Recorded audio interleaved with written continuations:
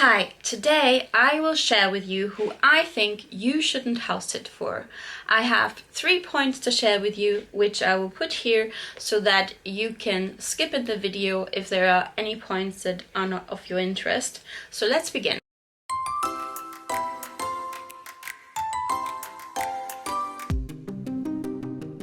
So the first point I would like to share is generally huge favors. What do I mean by that? I mean that there are certain things that you go beyond a house sitting arrangement that you do for free. Today I'm only talking about free house sitting.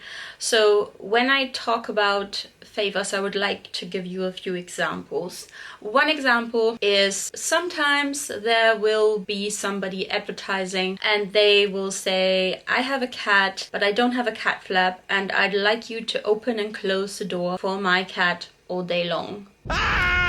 Now, if this person isn't paying you, and they're not, which we have just discussed, that's not really a fair arrangement. Other things that can occur that I have experienced, that sometimes people will hover around their pets because they have time for that. And they have a structure where they do something for the pet or with the pet all day long. Like 8 o'clock this, 10 o'clock this, 12 o'clock this, 2 o'clock this. I love it.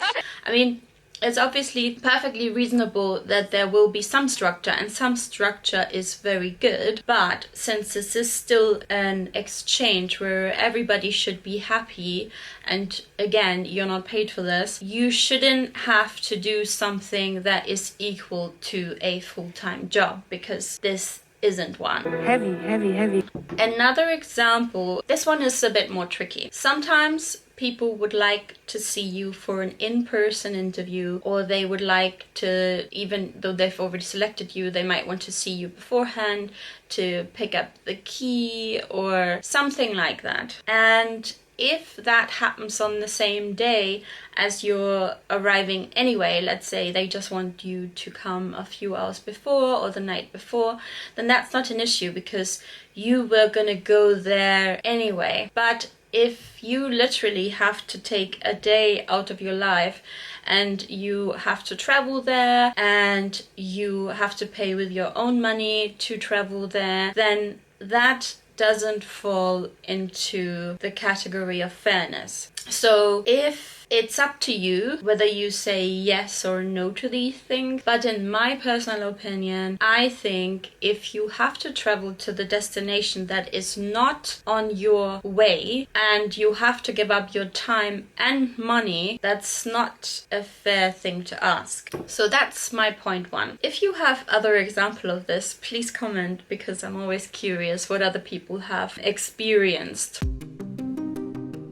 Number 2, I would suggest that if you feel that somebody is being very flaky with you, hence they don't respond very quickly, they are not really sure who to pick, they just keep you waiting, kind of like they're stringing you along.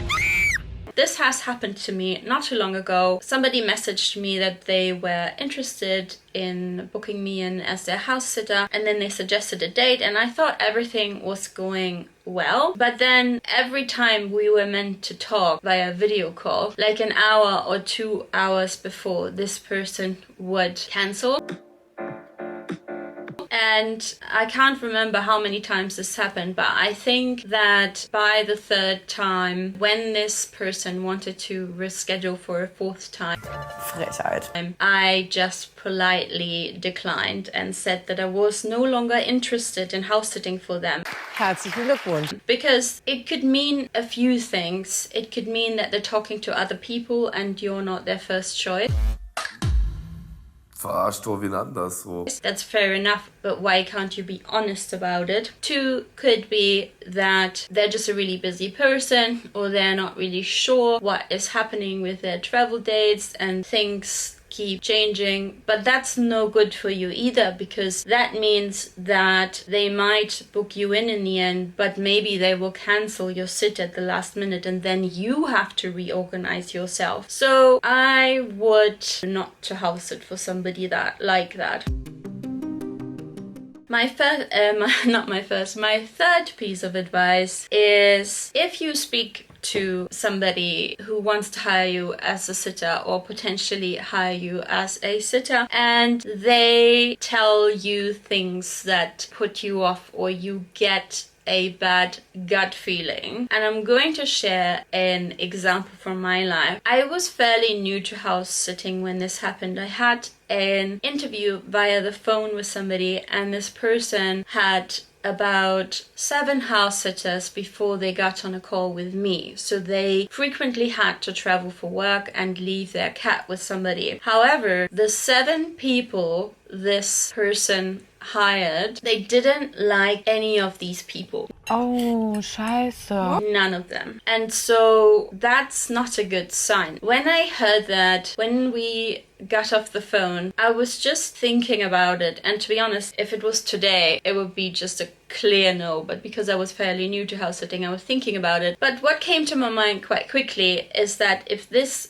person didn't like any of the 7 people that they picked them, nobody else picked them, that means that they're generally probably a very difficult person to please and that they probably won't like me either. And most importantly, there is a good chance that they might write me a bad review on my profile that only has good reviews and destroy my reputation as a house sitter. So this is the other reason. So this is the third reason I do not house sit for people like that. Generally speaking, I only house sit for people I have a good gut feeling about. I read the profile, I read between the lines, and I speak to them. And if I have a good feeling about them, then I house sit for them. But if I don't have a good feeling for whatever reason, I don't. I just don't. Those are my 3 pieces of advice for you on who I would not house sit for. I hope you enjoyed today's video. If you did, it would really help if you gave me a thumbs up. And if you would like to see more videos, please subscribe.